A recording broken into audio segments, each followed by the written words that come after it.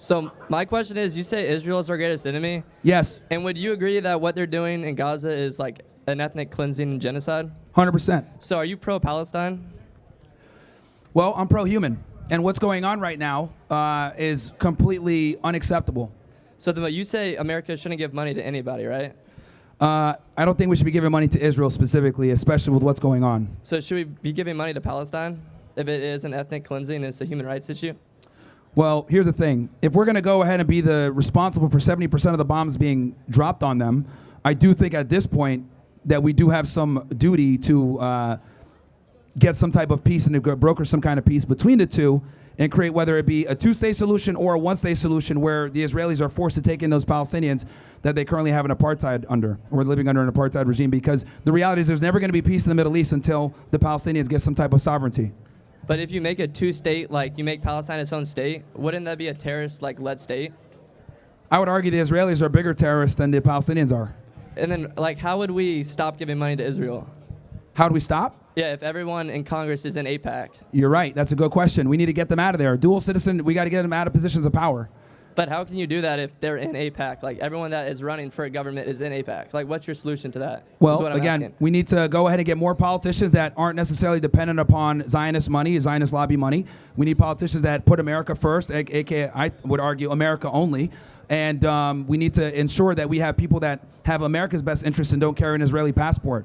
Like right now, we are absolutely our foreign policy is being run by a rogue nation that exercises terrorism to conduct ethnic cleansing and have the Greater Israel Project. And I think that's a problem because they have too much control and too many levers in American society, whether it's government, big tech, finance, so many different levers of power that they have. It's too much and we need to get them out of there.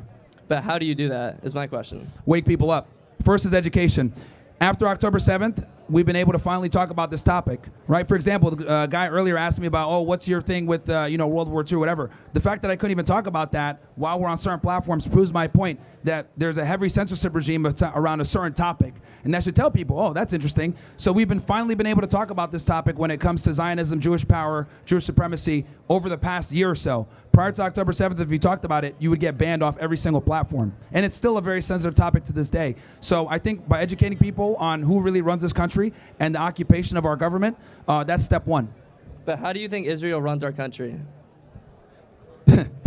I mean, you mentioned it earlier with AIPAC. That's one tentacle that they use.